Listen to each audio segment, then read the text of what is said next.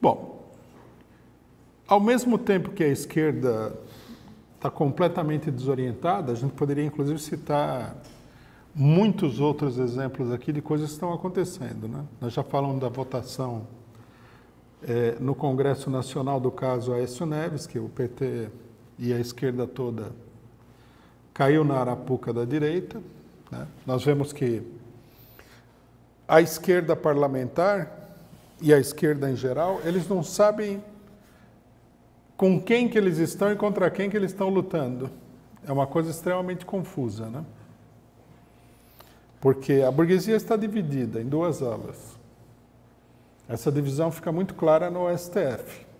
A gente poderia dividir assim de maneira esquemática, dizendo o seguinte: nós temos aí a ala do juiz Barroso, que é a ala de Lava Jato, e nós temos a ala do Gilmar Mendes, que é a ala que está defendendo os políticos do PMDB, o Aécio Neves, contra a Lava Jato.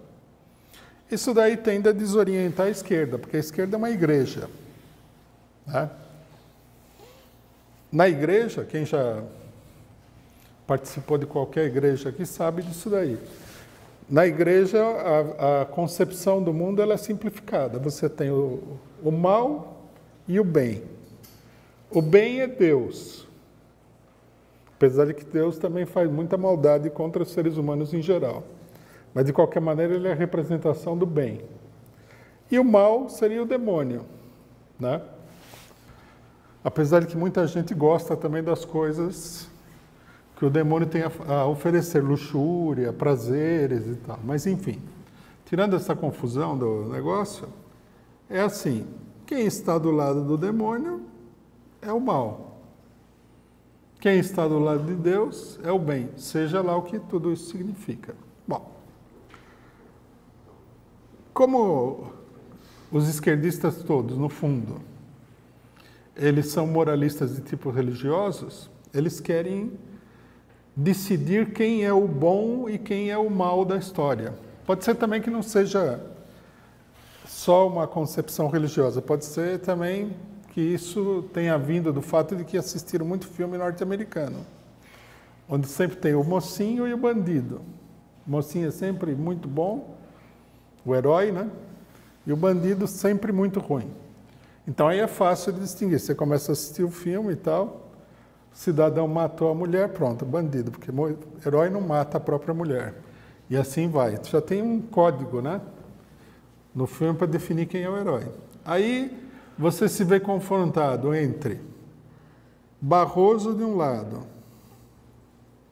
aliado da Rede Globo, aliado do Sérgio Moro, aliado do Bretas, aliado do imperialismo em geral, porque esse povo está todo dia lá, né, fazendo salamaleque para o FBI, para a CIA, para a universidade não sei das quantas, em não sei que cidade dos Estados Unidos, falando inglês macarrônico e etc. e tal. Então você olha e fala assim: esse pessoal é do mal, está junto com o demônio, é bandido. Aí do outro lado está o Gilmar Mendes, está o Aécio Neves, e mais um monte de... Está o Romero Jucá, sei lá. É um show de horrores, dos dois lados. Aí a pessoa fala: e agora? Quem que é o bandido? Porque desse lado tem serial killer, desse lado aqui também tem serial killer. Desse lado tem estuprador, do outro lado tem estuprador. Aqui tem ladrão, do outro lado tem ladrão. Aqui tem assassino, do outro lado tem assassino. Todo mundo quer roubar o país, porque o Aécio Neves, né, ia colocar Armínio Fraga como ministro. E o Temer, a gente já viu, o Temer, ele botou o Brasil assim num quintal, né, e falou: o primeiro que chegar leva. Então, mais entreguista do que ele é uma loucura. Mas o outro lado também é completamente entreguista. Então, como fazer? A política ficou complicada. Aí nós temos a saída PSTU, né? Não me comprometa, fora todo mundo, que o mundo vem abaixo, né? É a política do apocalipse. O único problema é que a política tem que ser formulada para os seres humanos que estão aí e tem que ser formulada de uma maneira que a pessoa consiga colocar em prática. Se eu falar, abaixo todo mundo, o que significa isso? Nada. Não é uma política. Esses dias eu vi um grupo falando o seguinte, que a nossa política de que deve voltar ao governo quem foi eleito, ou seja, a Dilma, é uma política oportunista. Porque é uma proposta de poder burguesa. E que o correto seria lutar por um governo operário camponês. Fantástico. Quem não gostaria de um bom governo operário camponês? Só que nem a pessoa que fala que a resposta imediata é o governo operário camponês consegue formular uma proposta de governo operário camponês. Porque governo operário camponês é um conceito teórico. Quando chega no mundo real, você tem que formular uma proposta de poder. É ou não é? Por exemplo, você tem que dizer quem são os operários e camponeses que têm que tomar o poder. Através de quais organizações eles vão tomar o poder. Porque falar governo operário e camponês, você poderia falar também contra a balbúrdia que está aí, a ditadura do proletariado. Mas quem é que vão ser os ditadores? Que proletariado é esse? É o proletariado em geral? É algum partido especificamente? É um conjunto de partidos? A proposta tem que ser formulada como proposta política.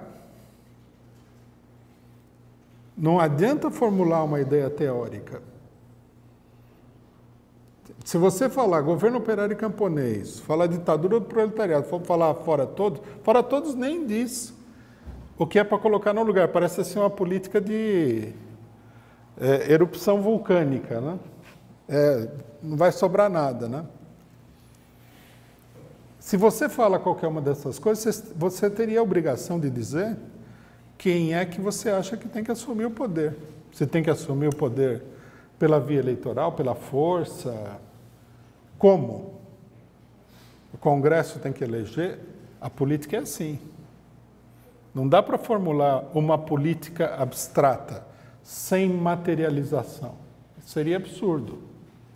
Por exemplo, na Bolívia, em 1952, teve uma grande revolução. Os operários montaram uma milícia operária e camponesa. Então, você poderia, naquele momento, dependendo da situação concreta, você poderia levantar a palavra de ordem por um governo da Central Operária Boliviana, que dirigia esse movimento.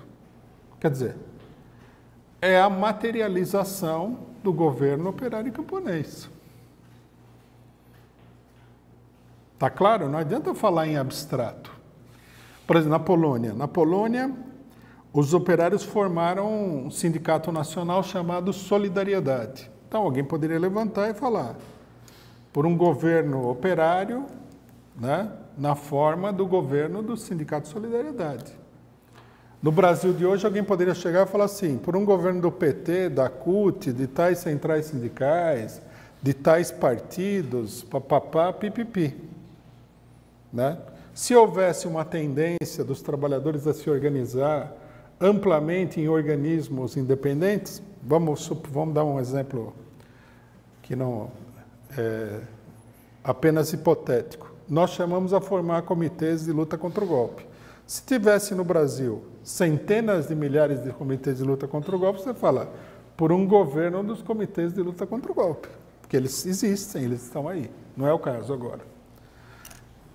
Agora, você não falar falar fora todos, não gosta de ninguém, é tudo uma porcaria, qual é a sua proposta para que a situação política avance, primeiramente?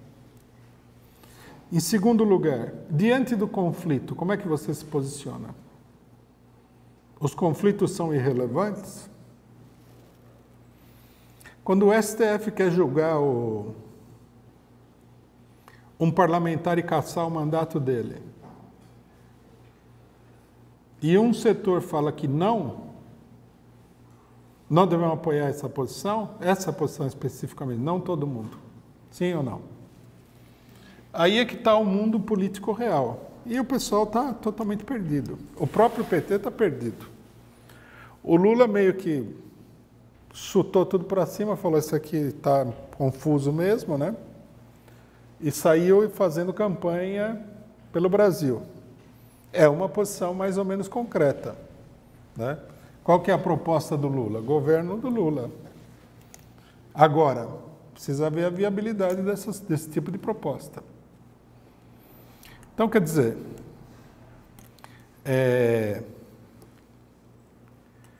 a confusão está instalada e a esquerda está completamente desorientada diante desses problemas.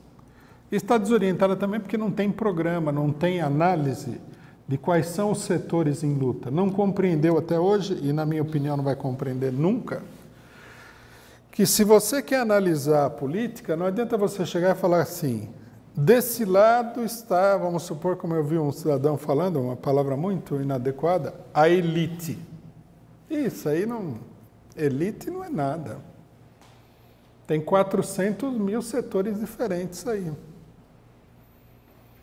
Você tem que analisar, se você quer fazer uma análise do desenvolvimento de uma crise política, você tem que analisar cada uma das frações de classe políticas em conflito naquele momento. Esse é o método marxista, né? Marx, coitado, que é tão reverenciado pela esquerda, ele escreveu um texto que é fundamental para todo marxista, que se chama As Lutas de Classe na França, que é uma análise do desenvolvimento da Revolução de 1848, que começa com o levante operário e popular e termina com a ditadura bonapartista. Ele analisa tudo isso daí, ele analisa a parte final no livro O 18 de Brumário, de Luiz Bonaparte. No primeiro livro, ele analisa cada uma das frações da burguesia, da pequena burguesia e da própria classe operária diante do problema da evolução da revolução e da luta pelo poder. Não há como analisar de maneira diferente. Aqui a esquerda nem faz o esforço de analisar e está perdida. O que fazer? Você apoia o Bretas no Rio de Janeiro porque ele é um vingador e vai acabar com a corrupção? É uma posição idiota. Quando não, um total servilismo à política da Rede Globo no Rio de Janeiro. Vamos aceitar qualquer tipo de arbitrariedade do Sérgio Moro, do Dallagnol, de outros verdadeiros bandidos políticos que tem no país aí a serviço do estrangeiro, porque a luta contra a corrupção é central, é ser muito confuso, né? Então, o próprio PT e a esquerda de conjunto, eles estão numa confusão. Eles estão procurando fazer a única coisa que eles sabem fazer mais ou menos bem, que é seguir uma política eleitoral. Então, por exemplo, no caso do Aécio Neves, decidiram votar contra o Aécio Neves porque eles acharam que, do ponto de vista da chamada opinião pública, eles iam ganhar ponto. Quando, na verdade, a opinião pública, não existe essa tal opinião pública. O que é preciso é você mobilizar os setores mais ligados à classe operária, mais populares, para uma mobilização contra o golpe e contra os golpistas. Isso que teria que ser feito. E isso daí o PT não faz. Nos jornais eu vi a declaração de determinados setores dizendo o seguinte, que nós precisamos ganhar... A maioria da população apoiou o golpe. Nós precisamos ganhar de volta essa maioria da população. Mentira. Já aí, eu não sei se é desonestidade ou se é simplesmente cegueira. É mentira que a maioria da população apoiou o golpe. A maioria da população ficou atordoada diante da campanha para derrubar o governo PT. E hoje, já ninguém apoia esse golpe mais. Se alguém quer ganhar o pessoal para alguma coisa, teria que impulsionar a luta contra o golpe. Nós, da Causa Operária TV, queremos uma TV que fique 24 horas no ar, para rebater todo o monopólio da imprensa golpista. Para isso, precisamos do dinheiro, precisamos da sua contribuição. Para contribuir, é só entrar no link que vai aparecer aqui na descrição e contribuir com o quanto puder e o quanto quiser. É isso daí.